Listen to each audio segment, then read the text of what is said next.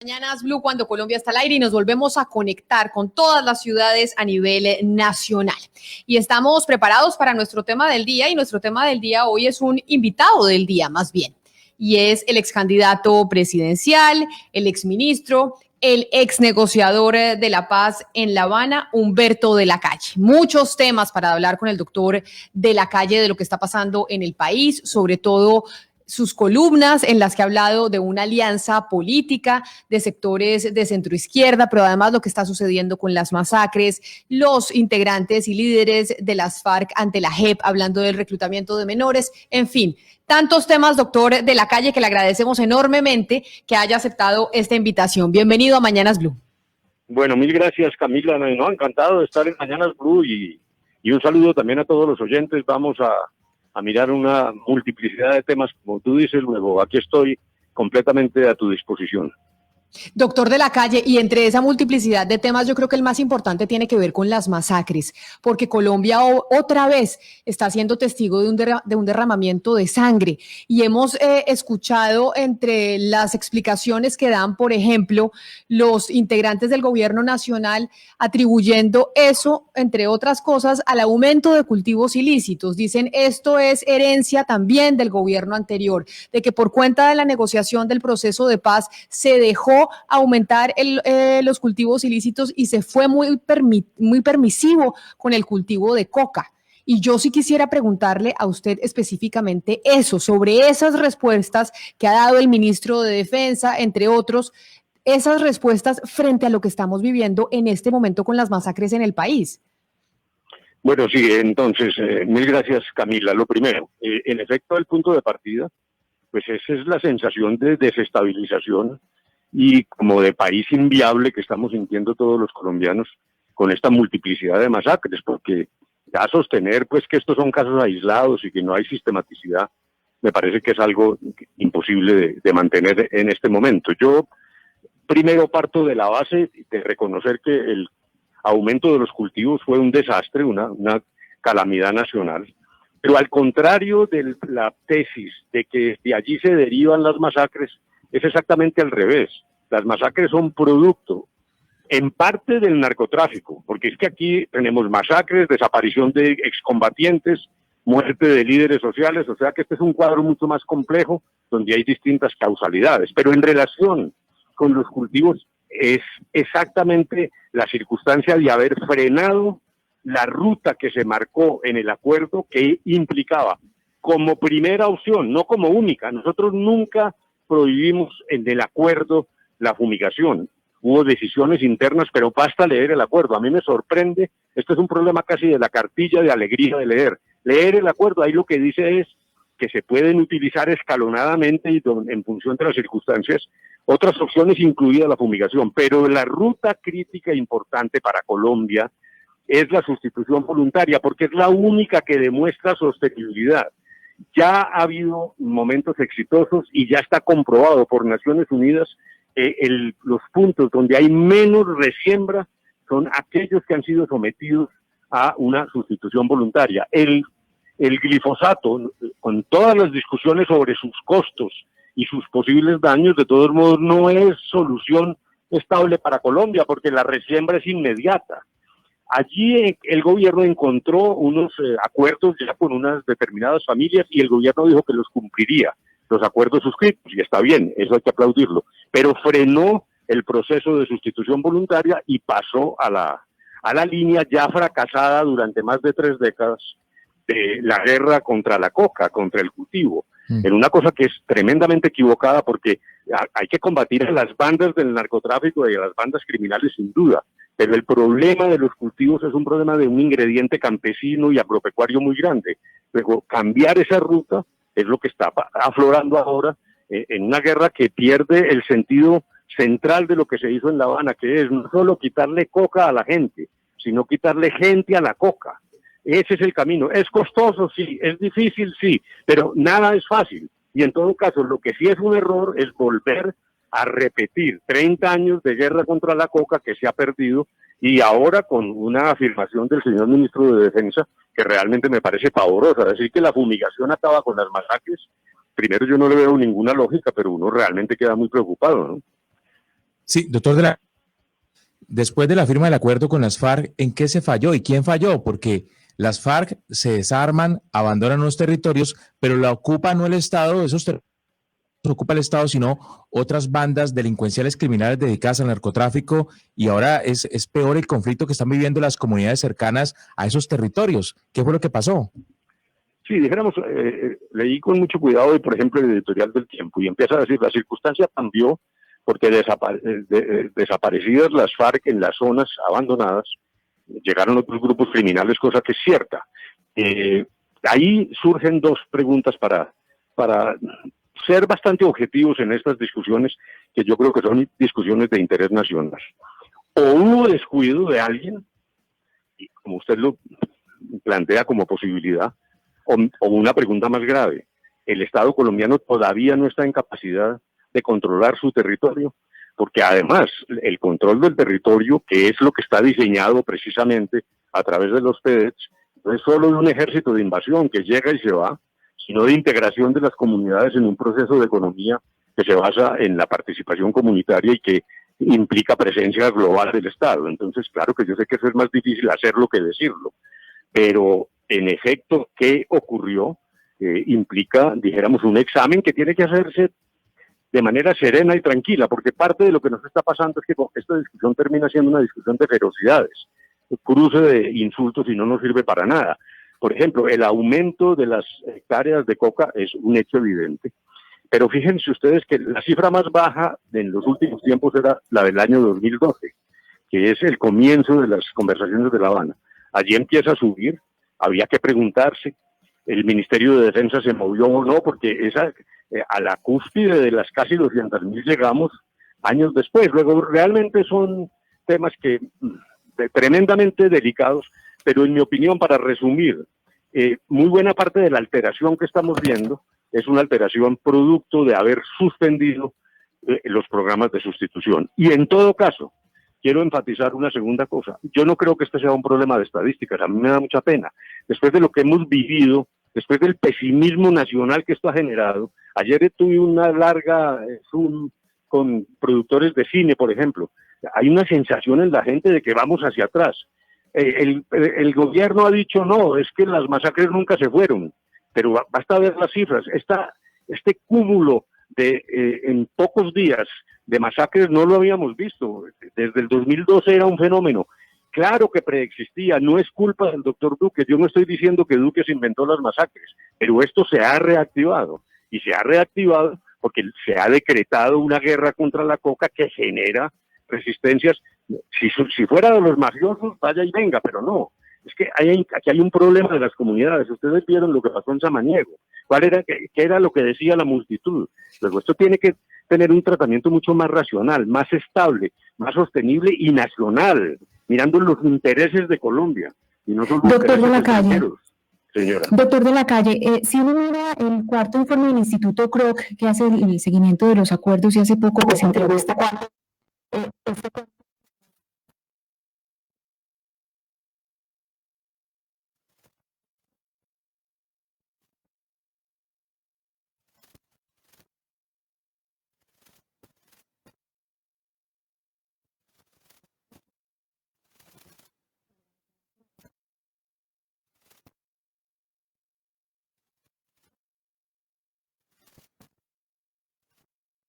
y si usted ve efectivamente esa relación entre la muerte de líderes sociales y la restitución de tierras, y también con esta situación de masacres.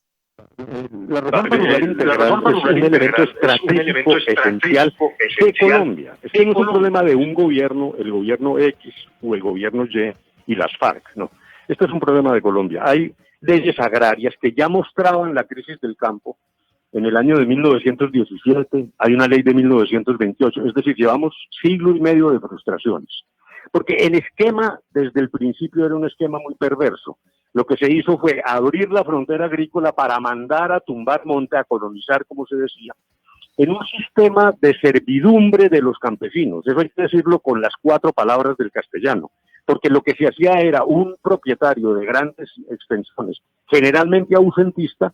El campesino trabajaba para ese propietario y le pagaban con una parcelita para que ahí cultivara las viandas y los alimentos para su familia, sin siquiera una base salarial. Eso afectó toda la economía, lo dijo Hernán Echavarría Olózaga desde hace décadas, porque al no crear una masa campesina asalariada con capacidad de compra, también frenó la industrialización de Colombia.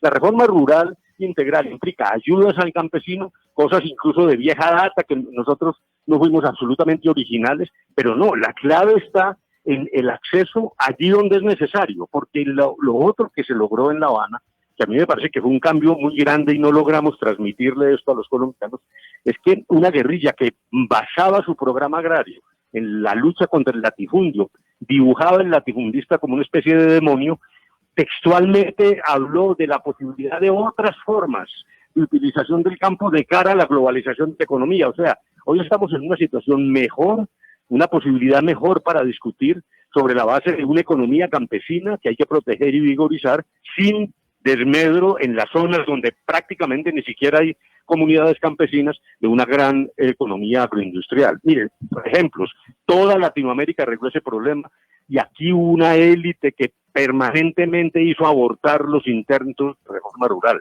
Los llamados tigres asiáticos, antes de los triunfos económicos de los tigres asiáticos, se hizo la reforma rural para crear, repito, esa especie de clase media campesina. Yo en esto, sin embargo, tengo una buena noticia. He tenido la información de que el Instituto de Ciencia Política, que no es propiamente una organización de izquierda, ha reconocido algunos elementos del acuerdo. Me parece que hay una apertura. Yo quisiera que los colombianos pudiéramos discutir esto tranquilamente y sin insultos, porque es un tema estratégico. Y ahí, como lo dices en la pregunta, de ahí se derivan profundas insatisfacciones en el campo que están ligadas al proceso de violencia. Pero mire, doctor de la Calle, lo cierto es que la insatisfacción no solamente está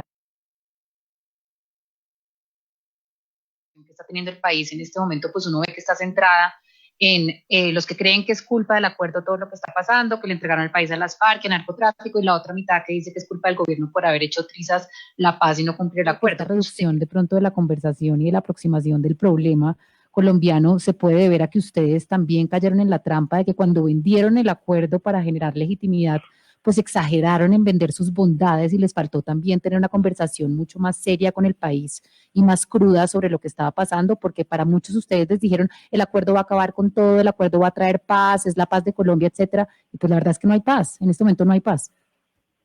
Vamos por partes, como decía Jack el Destripador. Primero, nosotros siempre diferenciamos el acuerdo de fin del conflicto con la consecución de la paz, que siempre dijimos era un problema de 1 a 2 décadas al que debe integrarse toda la sociedad colombiana. Nadie puede ser tan tonto de pensar que firma un papel con una guerrilla, la más importante, la más poderosa, y eso se traduce al otro día en paz. Todos los procesos de posconflicto son complejos. Pero aquí, la discusión que usted plantea, tenemos que nutrirla y superarla. A mí, parte de mi preocupación es que se está desarrollando en términos de una ferocidad y una polarización, que es lo que me ha llevado a pretender buscar caminos distintos a los habituales para lograr algunos acuerdos. Porque por el paso que vamos, lo que vamos a encontrar es cada vez una mayor pugnacidad, que me parece que va a sumarse a 2 cosas. El 2022 puede ser muy dramático. No quiero ser exagerado, pero vamos a sentir las secuelas sociales del problema de la pandemia. Aquí vamos a tener ya 20% de desempleo, como ya parece, pero los efectos vamos a sentirlos después. Economistas importantes, Nora Lustin, por ejemplo, calcula que el 30% de lo que hoy llamamos clase media va a pasar a la pobreza y el 16% de pobres se van a volver pobres absolutos. Luego, aquí vamos a tener una confluencia de una situación social explosiva y una pugnacidad política. Por lo menos trabajemos con la pugnacidad.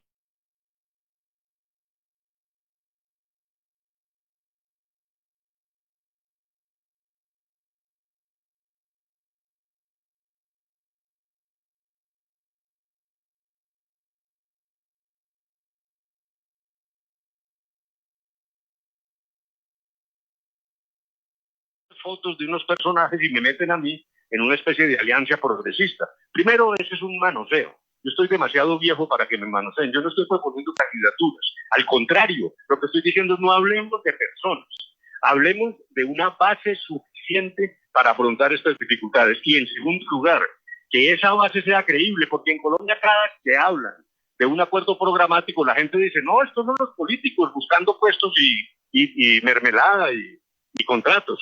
Justamente es al revés.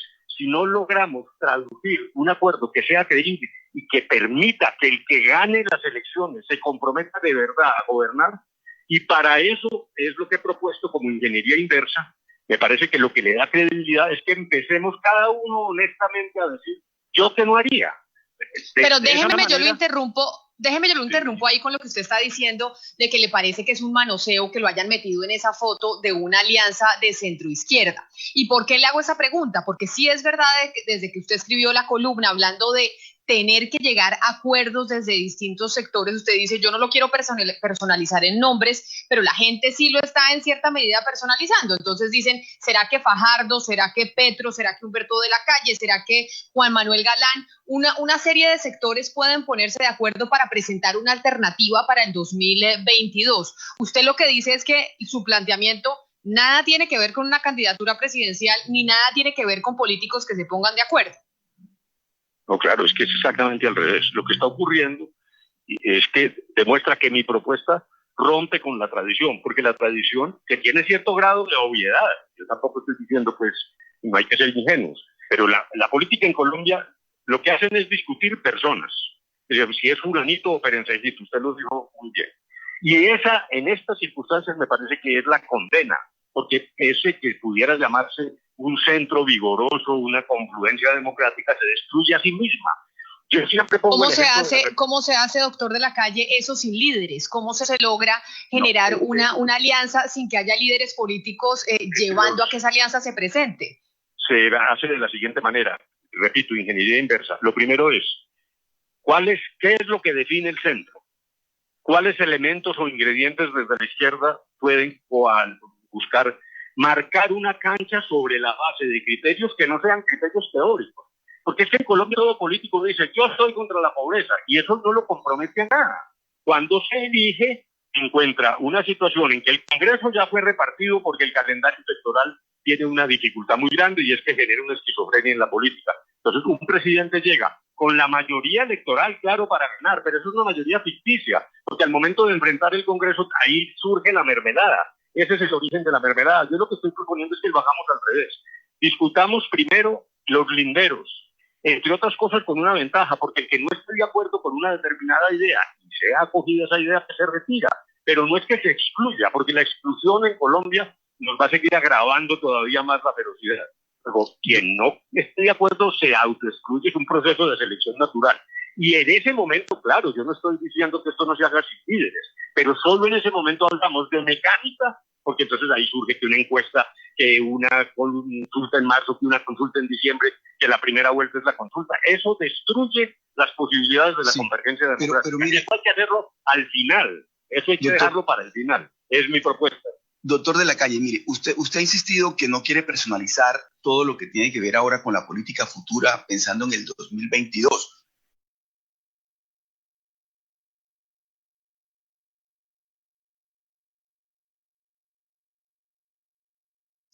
Pero al final en la foto tiene que aparecer alguien, en la foto tienen que aparecer unas personas. Yo no le voy a preguntar, para no personalizar, quiénes van a aparecer en esa foto del lado suyo, pero quiénes creen usted que no deberían aparecer en esa foto de esa propuesta, de ese programa que ustedes tienen diseñado y que usted tiene en su mente.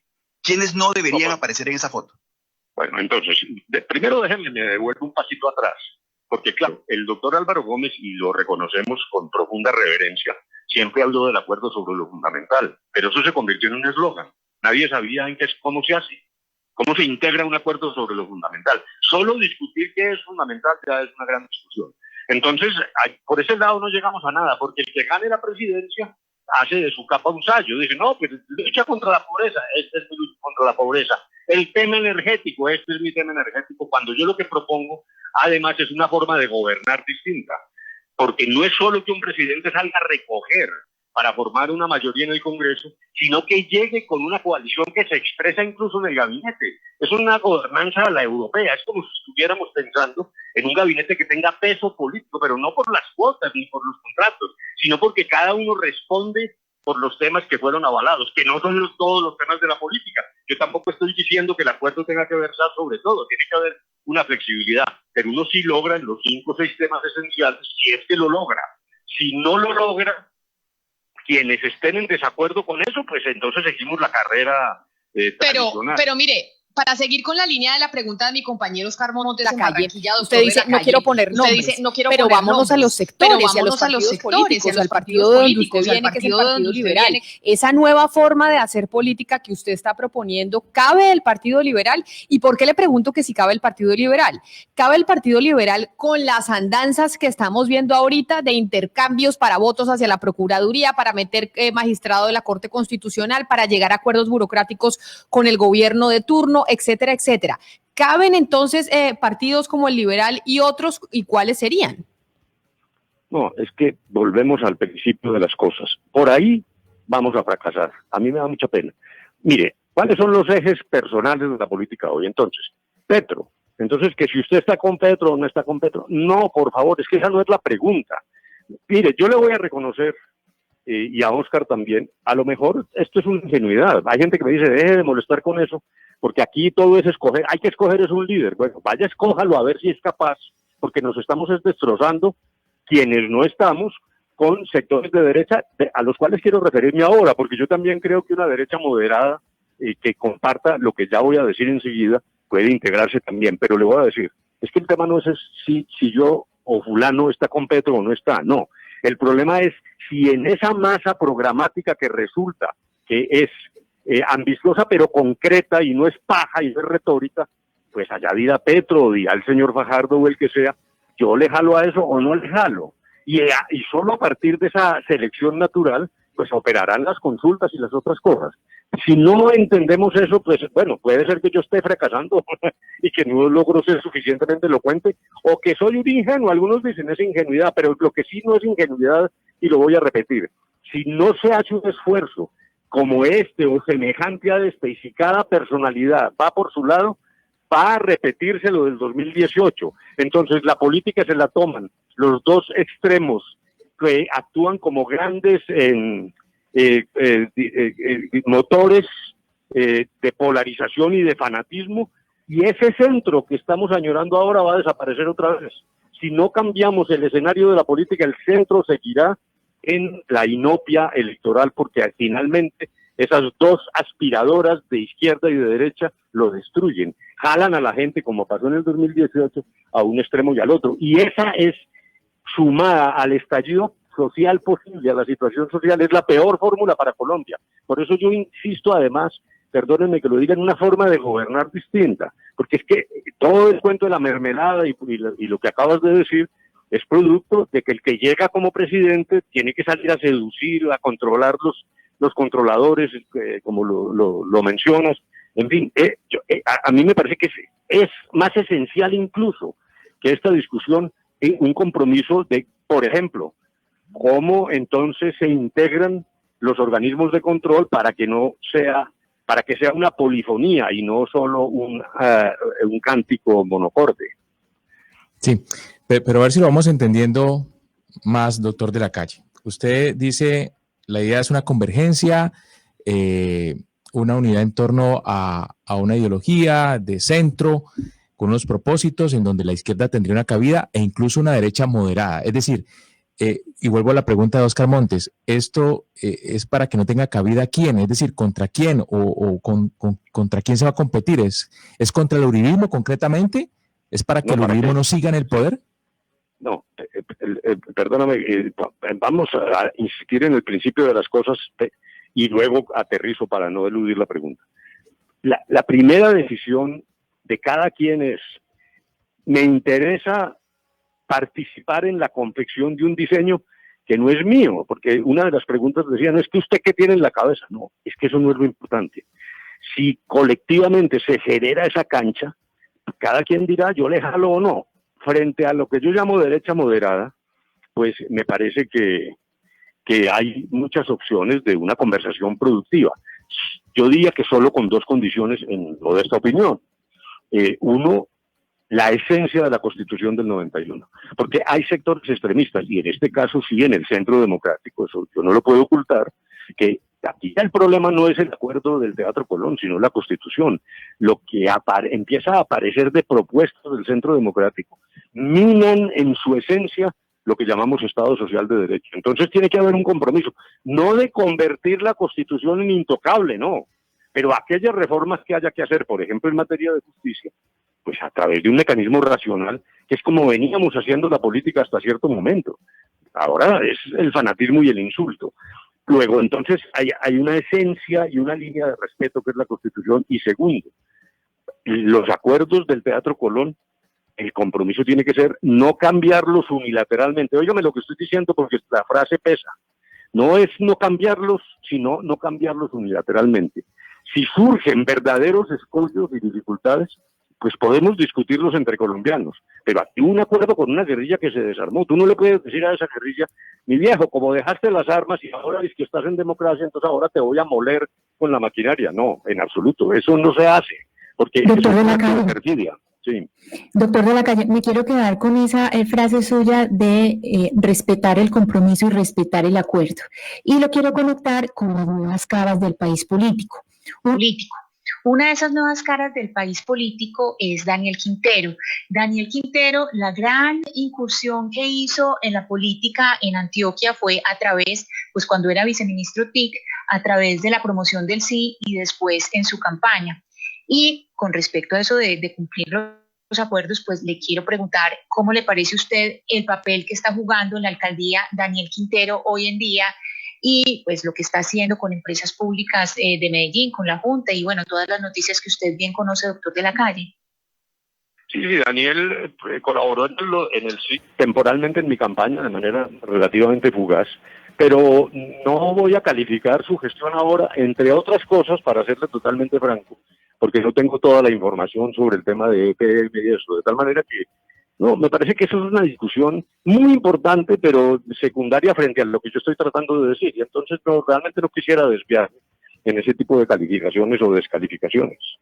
Claro, y yo sé que usted ha tratado de no personalizar, pero doctor Humberto de la Calle, esto que usted está proponiendo, que es un tema de país, ¿eso implica, entre otras cosas, que usted estaría dispuesto, si usted fuera el seleccionado, a ser candidato presidencial nuevamente o no? Ah, no, esa sí es la pregunta inevitable. La pregunta que no tiene respuesta. Voy a decir por qué no tiene respuesta y después elaboro un poquito más. No tiene respuesta porque si uno dice no, la gente dice, mire, ahí está el candidato. Todo candidato dice que no, entonces se vendió. Entonces esa respuesta no sirve. Y si dice que sí, armamos un tierrero inútil y además totalmente fuera de contexto, porque precisamente lo que estoy diciendo es que tratemos de primero buscar unos escalones al revés de lo que se ha hecho siempre. Ahora, yo no quiero, yo creo que hay gente en el centro que va mucho más adelante que yo, incluso en términos electorales. Yo no puedo ser ciego ni sordo a la derrota que sufrí, que es una de las mayores derrotas de la historia de Colombia, y eso tiene un lenguaje. A mí me sorprendió mucho la encuesta de Inbamer cuando aparezco con la más alta favorabilidad. Yo no contaba con eso, francamente, y incluso con una intención de voto. Pero por lo tanto me parece que no es el momento de responder eso. No digo ni que sí ni que no. Yo en eso no quisiera enredarme, porque es que entonces ahí volvemos a lo mismo. No. De la Calle lo que está es empezando su candidatura. No, yo no estoy empezando ninguna candidatura. Yo estoy diciendo, advierto peligros muy graves en Colombia si no logramos una base. ¿Y quién es el enemigo? Esa parte me quedó faltando. El enemigo es el populismo. El populismo es versátil. El populismo se disfraza de lo que necesite, de izquierda, de derecha. El populismo, el problema incluso de la definición de populismo es que es un insulto, pero nadie se proclama populista. Es una forma de insultar al otro. Pero esos riesgos en la situación social, ojo, que vamos a vivir de aquí en adelante, párele bolas a eso. Claro, pero el populismo, pero el populismo, doctor de la Calle, se encarna en seres humanos, aquí y en la China. Entonces, sí, cuando usted habla de populismos, de que ese es el enemigo al que hay que derrotar por lo peligroso que es en nuestro país, ¿quién lo encarna? Y además ahora, sobre todo cuando vemos yo no diría si el final o no, del senador Álvaro Uribe privado de su libertad, que ha dejado un poco acéfalo a ese sector de la izquierda, de la derecha, que muchos consideraban populista. Entonces, ya quitando a Álvaro Uribe Vélez, ¿quiénes encarnan ese populismo al que hay que tenerle temor, o de izquierda o de derecha? Yo preferiría que primero hagamos la prueba del COVID-19, o sea, la base, la respuesta, el antídoto al populismo.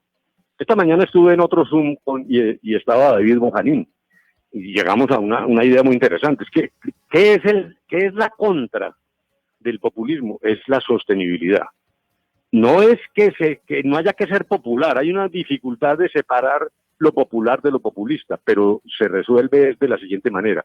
Una medida popular que busque satisfacer necesidades sociales, en la medida en que sea sostenible, entonces no es populista y depende de esa sostenibilidad esa circunstancia. Luego yo quisiera no graduar de antemano, porque ahí es donde encallamos. Mire, un proceso de discriminación como el que se vive en Colombia es la mayor amenaza para la democracia. Entonces, dibujemos la cancha, y si hay quien dice, yo no le jalo a eso porque eso es sostenible y eso es serio, pues entonces solo en ese momento yo quisiera que hiciéramos esa valoración. Hablemos pues en castellano, por ejemplo, el doctor Petro, entonces siempre todo el mundo dice que Petro es populista. Yo digo, eso depende, porque hagamos este examen primero de cuál es una posición de centro con ingredientes de izquierda que nos permita convivir a ese escenario, y dependiendo de la respuesta, por eso digo yo que cada quien se apunta o se autoexcluye, pero me parece, voy a decir que una cabilla contra Petro como la que se está armando me parece muy peligrosa para Colombia, porque da la sensación de que por todas partes hay un interés en cerrarle la puerta. Yo diría que, apelando a esa vieja frase de un ciudadano que alguna vez fue político, dejen jugar al moreno, a Petro. Si no estamos de acuerdo con él, lo que hay es que derrotarlo en las urnas. Pero a mí me parece que sí han venido poniendo talanqueras permanentemente. Eso lo paga la sociedad después, entre otras cosas porque si se genera la idea de que aquí hay una cosa elitista, gremial, ya, entre comillas, de derecha, para impedir que un señor eleve su voz en democracia, se convierte en víctima, y es incluso un riesgo aún mayor de terminar favoreciéndolo, ¿no? Entonces, me parece que ese examen de quién es o no es, hagámoslo primero, después de cumplir con la vacuna del COVID, de crear el escenario, y sobre esa base sí ya habrá un estándar para juzgar más concretamente, ¿no?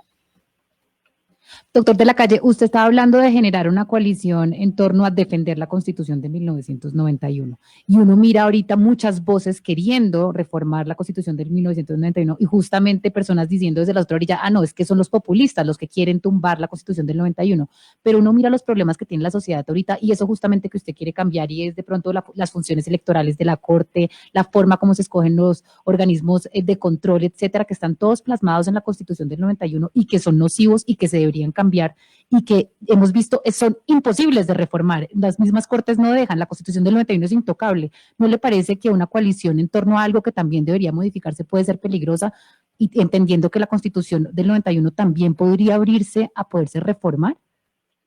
Bueno, interesantísima pregunta, porque me parece que esto es fundamental. Yo no parto de la base de que la Constitución sea intocable, porque hay errores protuberantes. Voy a hacer, si se quiere, una confesión. En la medida en que yo participé en ese proceso, pues creíamos que las manzanas buenas, que era la justicia, iban a corregir los órganos de control, y de ahí es donde surge la función electoral de las Cortes. Y eso resultó al revés, porque se cumplió la ley de la naturaleza. Son las manzanas podridas las que corrompen a las buenas. Luego dijéramos, uno tiene que reconocer que esa idea, que tenía una noble inspiración, ha fracasado, lo cual significa que cambios en la Constitución sí hay que hacer.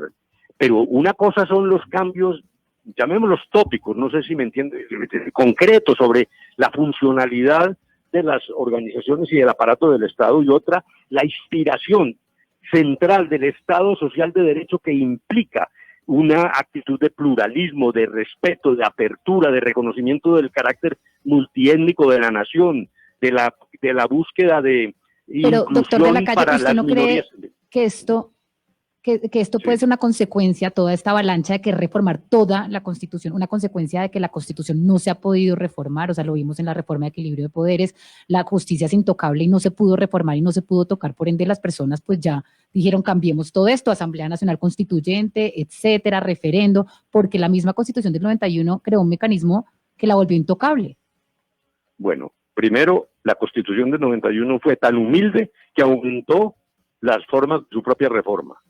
Incluso, comparado con el 86, hoy se puede reformar la Constitución en un año, cosa que antes no se podía. Al contrario, algunos dicen que más bien facilitó demasiado. Entonces yo no creo que ese diagnóstico sea correcto, porque además, los ejemplos que pones que son válidos están muy limitados a determinados temas. Uno, justicia, perfecto. Se ha propuesto una constituyente limitada para el tema de justicia. Yo no la descarto porque me parece que es cierto que ha encallado. Ese proceso se frena con esa urdimbre de intereses compartidos. Yo te investigo, tú me investigas. Bueno, lo que el país ha vivido y la vía ordinaria puede estar imposibilitada. Pero sí quiero agregar una cosa. Esa idea que me pareció, dijéramos, discutible razonablemente, ahora desafortunadamente se ha convertido en una especie de alegato para destruir una corte por virtud del proceso que está sufriendo el doctor Uribe. Y esa sí es la peor forma de que nazca una reforma constitucional, porque aparece como una especie de venganza frente a una justicia que está llena de problemas, que haya incurrido incluso en corrupción en las altas cortes, eso es cierto, pero desafortunadamente en la circunstancia actual me parece que buscar una constituyente o un referendo tiene un sabor del pasado. Para eso eran las constituciones en el siglo XIX.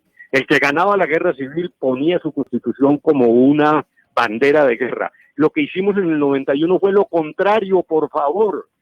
Todas las fuerzas políticas concurrieron y hubo enormes consensos. Cosas para cambiar, sí, pero arremeter contra la Constitución del 91 con el sello de que esto tiene un efecto más bien de venganza, me parece tremendamente nocivo para Colombia. Doctor de la Calle, volviendo a la alianza de centro-izquierda que usted ha planteado, y no lo quiero fastidiar, ya está claro que su propuesta es acerca de una idea de país y no de unos nombres, pero como es inevitable ya se mencionaron varios nombres, y entre esos nombres está Gustavo Petro, Sergio Fajardo, y Fajardo ha dicho donde esté Petro yo no estoy. No, muchas gracias, no participo de esa alianza. ¿Qué opina usted sobre esa posición de Sergio Fajardo? Dijéramos, comprendo, usted ha descrito una realidad que incluso se ha hecho patente en estos días. Está en su pleno derecho el doctor Fajardo, esa es su idea. Yo ya sabía eso en conversaciones anteriores. Incluso yo alcancé a diseñar esta otra ruta que yo propongo. Luego yo respeto esa decisión, pero claro, ese camino lo que puede terminar es desbarrancando por problemas intestinos una convergencia democrática. Déjeme, le insisto, en la República Española, no es por copiar. ¿Qué era la República? La República estaba gobernando, ojo, estaba en el gobierno. Viene la amenaza desde la derecha y la República se fracciona entre comunistas, anarquistas, socialistas, el PSOE, hasta cuando la derriban, pese a estar gobernando.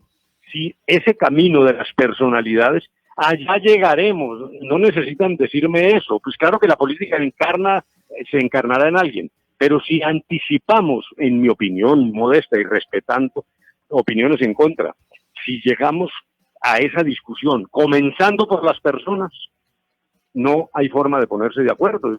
Esas posiciones respetables del doctor Fajardo, a quien admiro profundamente, me parece que tiene mucho para aportar, tuvo un caudal de votos que lo colocan en una situación privilegiada, por eso digo que en mi caso hay mucha gente que va mucho más adelante, pero el camino puede convertirse en un despeñadero, porque si eso fracasa, repito, volveremos al 2018, entonces ya veremos un candidato de izquierda cada vez más radical. Por ejemplo, el doctor Petro se está radicalizando y a mí me preocupa. En la campaña hubo un proceso de él, incluso de acercarse a banderas liberales. Tuvimos algunos momentos de acuerdo sobre algunas ideas. Yo ahora veo que se está radicalizando incluso, por ejemplo, contra Claudia López. Es una cosa que me parece muy insensata. Y en ese escenario, esa coalición de centro, de convergencia democrática con elementos o ideas tomadas de la izquierda puede sencillamente ser un aborto. Eso puede morirse incluso antes de nacer. Inevitablemente hemos tenido que meter nombres, así usted no lo haya querido, doctor de la Calle.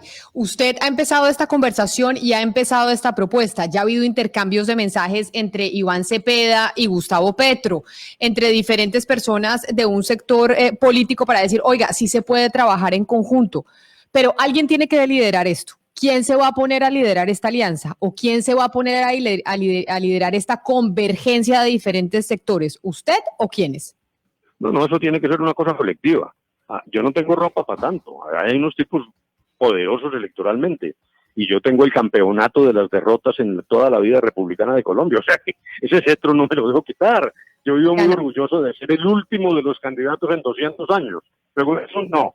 Eso tiene que ser colectivo y de buena voluntad y de buena fe, porque también cada uno de estos señores que son responsables de Colombia, porque aquí somos todos responsables de lo que nos pase, tienen que mostrar apertura y buena fe y deseo de comprometerse. Mire, es que me dicen que eso es, perdóname un pequeño uso un minuto, siempre me dicen, deje usted de hablar bobadas, que eso no es así y tal. Eso es imposible, esas conversaciones. Nadie de mi edad pensaba que podían conversar Laureano Gómez y Alberto Lleras, y lo hicieron, e hicieron un compromiso. Lo convirtieron en reforma constitucional, pero lo importante no fue la reforma constitucional. Lo importante es que había una decisión de cumplir. Ejemplo muy importante, cuando por razones políticas el laureanismo salió del gobierno, no rompió los pactos. Luego, si es posible brindarle a los colombianos, hombre, algo de esperanza y de certeza. Yo estoy muy preocupado. Ayer, como les contaba esta cosa de los directores de cine, hagámoslo de manera más general. Si ustedes miran las 3 primeras preguntas de la encuesta de Inbamer, todas son extraordinariamente negativas, pero no es eso lo llamativo, sino que antes eran los riquitos más o menos contentos y los pobres insatisfechos. No, hoy es sólida. La respuesta es en todos los sectores, en toda la geografía y en todas las edades. Hay un momento muy triste de postración. Bueno, ahora sí, mi estimado compañero. Doctor de la Calle, bueno, ya para terminar esta entrevista que usted generosamente nos ha concedido hoy, nos gustaría que nos ayudara a titularla. Le voy a sugerir un título y usted me dice sí o no. El título de esta entrevista sería Humberto de la Calle no descarta ser candidato presidencial en el 2022. No me metan en esa vaina. No, pero no, simplemente decir sí o no. No, eso se tira todo. No, ese título no corresponde, no. Si sirvo en una cosa colectiva de armador, mire, esto es como en el derecho marítimo, hay armadores y capitanes. Si yo sirvo para armador, yo le jalo. Para capitán, no empecemos a discutir el capitán, porque entonces el barco ni siquiera alcanza a zarpar del puerto, mi estimado compañero. Entonces, ayúdenos a titular. Humberto de la Calle propone una gran alianza para evitar radicalización en el 2022. Lo que pasa es que me quedó muy largo, doctor de la Calle. Entonces me toca más cortico. Pero largo. Ustedes que son los expertos en volver eso un poco más corto, pero esa es la idea. No, claro, eso sería estupendo. Ay, hombre, vamos a ver si se le miden. Nos quedan muchas preguntas, pero ya tendremos otra oportunidad, doctor de la Calle, de hablar con usted y vamos a ver cómo se da lo de esta alianza y esta convergencia de diferentes sectores con miras al 2022 para evitar la radicalización y la polarización que tanto daño le está haciendo al mundo. Si no, miremos nada más Estados Unidos. Claro. Doctor Humberto de la Calle, mil gracias por haber estado aquí con nosotros. Bueno, gracias a ustedes. Y lo importante, el mensaje, hay que desaprender a odiar y aprender a incluir. Me parece que eso es lo que realmente hay que hacer. Bueno, mil gracias. Buen día. Un saludo muy especial, Hugo Mario. Entonces, ¿cómo titula? Humberto de la Calle propone una gran alianza contra el uribismo. Aunque seguramente si se lo pregunta él me va a decir que no, pero yo lo interpreto así, Camila. Oiga, Camila, me estaba acordando ahora la cantidad de gente que en la tienda por la presidencia decía, este es un gran señor, debería ser el presidente, pero no voto por él porque no va a ganar. ¿Recuerda? Camila, que sí, claro que sí. Le voy a dar mi título. Humberto de la Calle no descarta ser candidato presidencial. O sea, usted sigue con el mismo, sí, pero es que le dice que se le tira todo, Oscar, se le tira todo, mire, porque lo que quieren es una gran alianza de país. ¿Usted ha escuchado que camina como pato, vuela como pato y todo lo hace como pato? Y es un pato. Y es un pato. Pues lo que pasa es que a mí sí me parece loable esta intención que tiene de tender puentes y de generar una alianza y que no nos terminemos jalando el pelo entre todos y para que el 2022 en Colombia termine siendo como lo que estamos y reportamos todos los días de la elección norteamericana. Y es que eso puede terminar muy mal. Y para que no vayamos a terminar así, es mejor que nos empecemos a sentar y no estar radicalizados como ya estamos empezando a ver en nuestro país con algunos que sabemos quieren ser candidatos presidenciales. Es la 1:00 p.m, 1 minuto. Así llegamos nosotros al final de esta entrevista con el doctor Humberto de la Calle. A ustedes 1000 gracias por haber estado con nosotros aquí conectados a través del Facebook Live y a través de todas las emisoras que tenemos de Blue Radio a nivel nacional. Nos encontramos de nuevo mañana miércoles a las 10:30 a.m. aquí por el mismo canal y los dejamos con nuestros compañeros de Meridiano Blue. A esta hora, en Blue Radio, las historias, las primicias, los personajes, la música y la tecnología en Meridiano Blue, con Ricardo Ospina, Silvia Patiño y Octavio Sazo.